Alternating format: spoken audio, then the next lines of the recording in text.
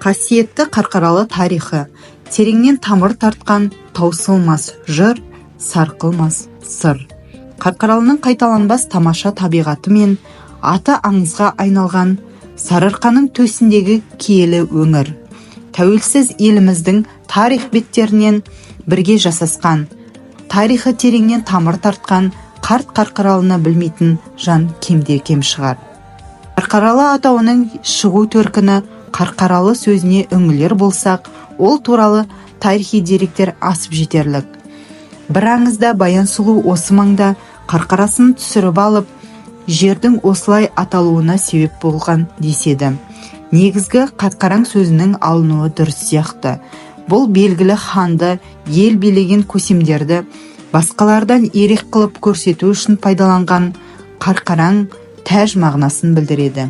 Ендеше Сарыарқаның сайын даласындағы бұл таулар ханның басына киген алтын тәжі сияқты. Қарқаралының кербезде сұлу көрікті тауларының алыстан қарағандағы пішіні қыз келіншектердің бөркіне ұқсайды. Жергілікті өлкетанушылар қала атауы осыдан шыққан деседі.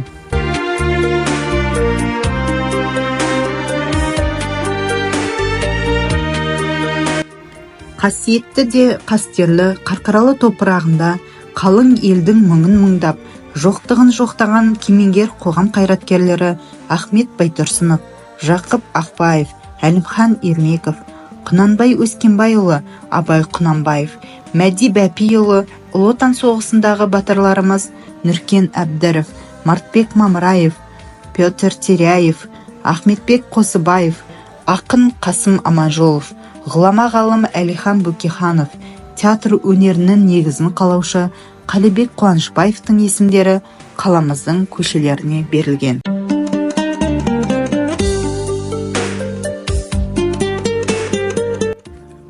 Қарқаралының іргетасы 1824 жылы қаланған еді. Содан бері 2 ғасырдай уақыт өтті. Осы мерзімде көптеген ұрпақ алмасты, ата жолы баламен жалғасты. Бұған көне тарих куә. Ендеше ел шежіресіне қысқаша шолу жасап өтсек. Қарқаралыға кірген бойда ұлы дала анасы атанған Қарқабат ана ескерткіші. Алаш арыстары Әлихан Бөкейхан, Әлімхан Ермеков және Ахмет Байтұрсынұлына арналған композициялық ескерткіш. Құнанбай Қажы мешітінің алдынан Құнанбай мен Бала Байдың ескерткіші. Атыңнан айналайын Қарқаралы, сенен бұлт менен қайғы тарқамады. Сайыңнан сая құрлы сая таппай, мен Мәди қуғын көрген арқадағы деп жырлаған Мәди Бәпиұлының ескерткіштері боялған.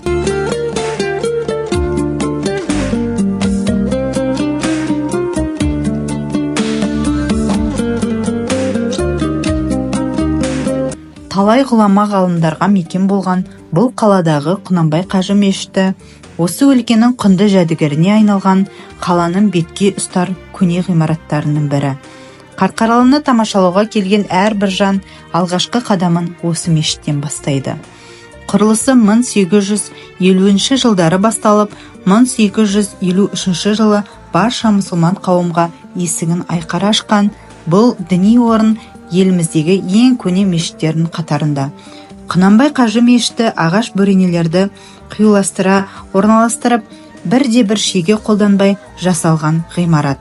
Бұл ғимараттың ені 15 метр, ұзындығы 11, ал биіктігі 6 метрді құрайды. Мұнда бір уақытта 300 адам намаз оқи алады.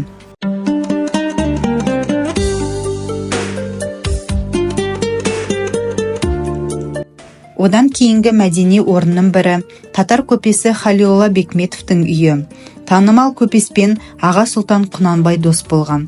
Сол кездегі сәулет өнерінің хас туындысы саналатын ағаш үйде әкелі балалы Құнанбай мен Абай түсіп, демалатын, жұмыс жасайтын арнайы бөлмелері болған деседі.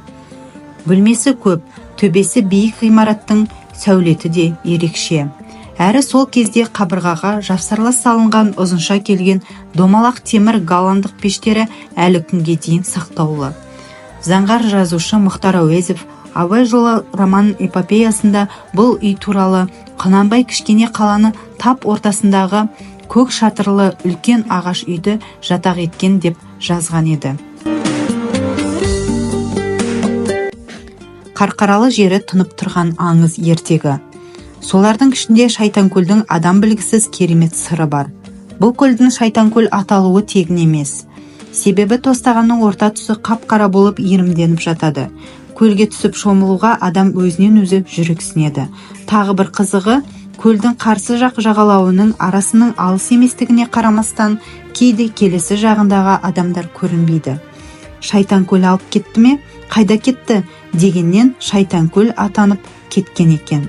Шайтанкөл биіктігі шамамен 1200 метр болатын Бұғылы тауының ең биік аңғарында, тау шыңында орналасқан. Оның бір беткейі еңкіштеу, ал екінші жағы құлама тік жар. Таудың ең биігінде шағын тостағанға ұқсайтын мөп-мөлдір көл жатыр. Ұзындығы 60 метр, көлденеңі 40 метр.